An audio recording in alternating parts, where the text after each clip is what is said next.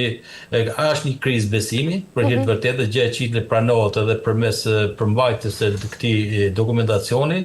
por që në vetvete përdoret më tepër si justifikim pikërisht për dal nga kjo situatë dhe për ta shpërqendruar mendjen ku qeverisja është koshciente për problemet dhe si tillë kërkon të reflektojë zërin e qytetarëve dhe për t'i adresuar çështjet për zgjidhje. Zoti Lezi, duke qenë se dokumenti flet për dëgjimin e shoqërisë, pse qytetarët duhet të besojnë se këtë herë do të dëgjohen, kur nga ana tjetër shumë protesta dhe ankesa ndaj qeverisë janë anashkaluar, pra nuk ka patur një përgjigje? Po, e vërtet e nderuar. Për herë, ashtu siç thoni edhe ju, pikërisht ke fundit e jep edhe përgjigjen e asaj që ky skepticizëm ekziston, në kuptimin falë historikut historikut më pashëm, kur gjithë problematikat për cilën protestuesit zëri qytetarëve i kanë ngritur në format që edhe masive edhe protestave vogla, po edhe zërit qytetarëve, të cilët nuk janë gjezidhash, pikërisht ky skepticizëm historik i cili e bën të dyshues pikërisht realizimin e atyre pikave dhe objektivave të dokumentit të BESA dhe ky lloj skepticizmi i qytetarëve është arsyeja kryesore të cilët ato sot janë në shesh dhe kanë ngritur situatën e alertit pikërisht nga mungesa e besimit të tyre, nga mungesa e besimit se pavarësisht që përpjekjet që bëjnë qeveritë për ta shuar zërin e qytetarëve, ekziston edhe një skepticizëm, një bosbesim, i cili është i ngulitur thellë në historicizmin e tyre. Kemi parasysh qeverisja të konsumon, jemi në mandatin e përfundimit të tretë dhe ai kërkon një mandat katërt, një mandat i cili tashmë të gjithë qeveritë konsumon dhe kërkon përmes kësaj që ta rifitojë një besim i cili është thyer dhe diçka e thyer është shumë vështirë për të ngjitur, por që pikërisht për këtë arsye që ekziston ky mosbesim qytetar i cili ka bazë reale që vjen pikërisht edhe nga arroganca e qeverisës, nga mosdëgjimi i zërit qytetarëve, moszgjidhja e problemeve të tyre, anashkalimi i tyre e shumë të tjera të cilët dashur janë dëshmuar përmes edhe po themi historikut të protestave që kanë ngelur pa një përgjigje, pa një rezultat, po ashtu edhe po themi edhe konsultimet formale. Shpesh investimet strategjike që janë bërë në Shqipëri kanë një detyrim ligjor edhe për të dëgjuar zërin e qytetarëve, jo vetëm ato strategjike, por të gjitha të cilët prekin interesat e qytetarëve dhe komuniteteve. Është një detyrim ligjor në kuadrin e standardit të Bashkimit Evropian, por në rastin e realitetit shqiptar, ato më së shumti janë bërë formale dhe ky zë nuk është dëgjuar dhe janë anashkaluar po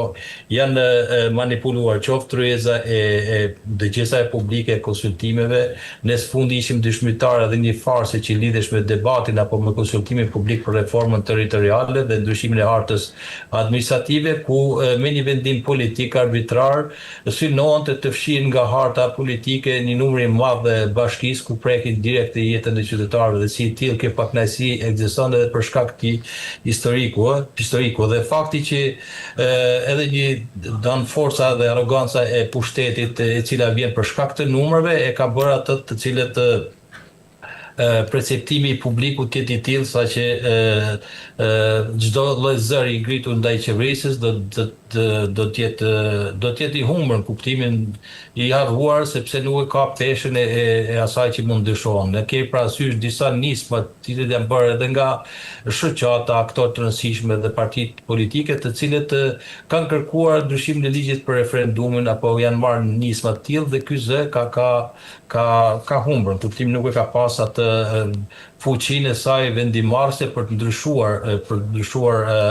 atë vendimet publike. Kemi parasysh edhe zhvillimet e fundit në parlament jetën politike, aty ku përfaqësuesi një partie politike të opozitës edhe në minorancën e vet ngre zërin e shqetësimit qytetar për një numër të probleme, por edhe në mënyrë arbitrare, në mënyrë arrogante, ai përjashtohet nga jeta politike në kuptimin për një masë administrative. Sepse çfarë ka një qëndrim për sa i përket problemeve të caktuara, sikundër edhe vetë opozita gjithmonë ka ra prej numrit kartonave dhe nuk është dëgjuar zëri qytetarëve. Dhe pikërisht për këtë arsye ekziston ky lloj mosbesimi, midis qytetarëve dhe qeverisës. Dhe qeveria përdor këtë dokumente edhe si një strategji, si mekanizëm pikërisht për të rritë llogariadhënien dhe si kundër edhe për të ndikuar edhe në vendimarrjen e saj përmes kësaj ligjese, por skepticizmi ekziston. E qartë. Zoti Rezi, nga ana tjetër dokumenti flet edhe për kujdesin dhe cilësinë e shërbimeve. Mendoni se do të ketë përgjegjësi për zyrtarët të cilët dështojnë në ofrimin e këtyre shërbimeve dhe nga ana tjetër nëse një ministër apo institucion nuk përmbush objektivat e dokumentit BESA, çfarë ndodh? Mendoni se do të ketë pasojë konkrete? Po nderuar, absolutisht, po kjo është standard për hir të vërtetës në çdo lloj qeverisje ku titullari i çdo institucioni, aq më tepër një ministri, lidhet performancën e punës time, arritjen e objektivave politik, ekonomik sipas strategjive sektoriale që ato kanë dhe drejtojnë, dhe si tillë në rast se nuk do të realizohen si të tilla, nuk ka arsye pse të shkruani një dokument të tillë, por kjo tregon faktin që është një hendek i madh midis asaj që premtohet dhe asaj që realizohet, dhe si tillë për të rritë edhe shkallën jo vetëm presionit, por edhe të përgjegjësisë përndukje, është parashikuar si i tillë, po kjo nuk ka arsye për të qenë i tillë, sepse automatikisht çdo kush është i larguar apo edhe i emëruar, sepse kjo varet më së shumti nga vullneti i kryeministit. Kemi një kryeminist fuqi plot, i cili vendos vetëm për çdo gjë, në kuptimin e asaj që ai sa kryeminist është edhe ministër dhe nuk kanë autoritet të gjithë varësit e tij në raport me fuqinë vendimmarrëse, dhe si tillë vendimet që lidhen me emërimet apo shkatërimet ka gjend të tilla, madje ne kemi dëgjuar edhe zëra ku janë bërë publik, ku nuk dinte absolutisht X ministër apo X titullar institucioni sepse do emërohet në këtë vend apo do të shkarkohet. Edhe kanë ardhur mënyrë të beftë të palajmëruar dhe pas një analizë dhe konsultim, dhe ka qenë më tepër një qasje individuale. Por përballë kësaj situate, kryeministi tenton edhe vetë të marrë në presion, duke thënë që keni dytërimin për të përmbushur të objektiva dhe si kush është në fin e perit që lidhet me pikën e përmbushjen e tyre. Të kundërt do të marrë vendimet përkatëse, por më tepër është një diçka formale se sa për të rritë përgjegjësinë do të llogaridhanë në raport me qytetarët dhe objektivat të synuara. Zoti Rezi, nga ana tjetër BESA kërkon që vendimet të bazohen në prova dhe evidencë. Nga ana tjetër, cilat vendime të mëparshme të qeverisë mendoni se do të rishikohen në bazë të këtij standardi? E nderuar, kur themi vendimet, kjo është një parim esencial në gjitha vendimarrjet që merr për bazë dhe ka input kryesor informacionin. Kur themi informacionin, faktet e rrethana kundër gjykata që merr vendimet bazuar në fakte dhe rrethana dhe prova, dhe si e tillë edhe është një parim universal. Kjo nuk ka arsye pse të përmendet si e tillë, por nuk besoj që vendimet do të kenë efekte paparvepruese sepse ato i kanë prodhuar si të tilla. Pa dashur të kalojnë në projekte nominale,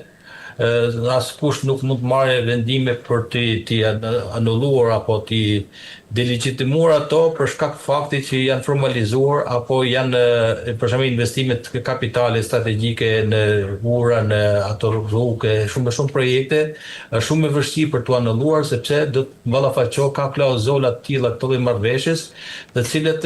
ekspozojnë rrjetet financiare, ekonomike, po dhe jo vetëm qeverinë shqiptare dhe entet prokuruese për dëmshpërbime të tjera. Ndërkohë që për aq kohë sa që nuk janë realizuar disa projekte të cilat janë objekte dhe i ankesave, i protesta, që qoftë rasti i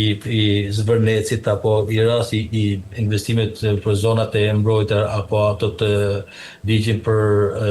zonat malore, e kështu me radhë, si tillë përballë këtij presioni normalisht qeverisja reflekton duke marrë për bazë edhe zërin qytetar dhe fakte dhe prova, do të thotë që nga ana formale do të plotësohen të gjitha ato kriteret që lidhen me ligjezën apo vendimarrjen përmes pjesëmarrjes, ai që quhet parimi kryesor, dhe kemi parasysh të gjitha të tjera do të marrin konsiderat të zë qytetarë. Në këtë sens mendoj që kjo vendimarrje do të shoqërohet me prova dhe me fakte, por që është shumë vështirë që të rishikohet ndonjë vendim përpos atyre të cilët ende janë fazën e diskutimeve apo në fazën e mos realizimit. Këto po janë të dëgjuar. Kemi parasysh qoftë ajo e Zvërnecit, po ashtu edhe të tjera të cilët kanë një lloj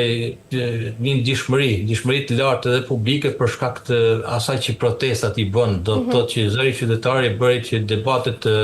për çështjet sensitive të jenë pjesë e debatit publik, gjithë këto investime rasti për ato që quhet Flamingo, protestat e Flamingos apo të gjitha tjera ato të Alpeve, të paketa Alpeve, të cilët kryeministi mori nisma edhe për dëgjesën e publikut, në aty që i shemi njerë, ndërkohë që nga nërformale shkoi e dëgjoi edhe zërin qytetar në banorët të thethit për t'u mundësua atyre edhe një mundësi investime, por në vetë ishte një autokritik edhe një reflektim i këtij presionit qytetar që ishte përmes protestave. E qartë.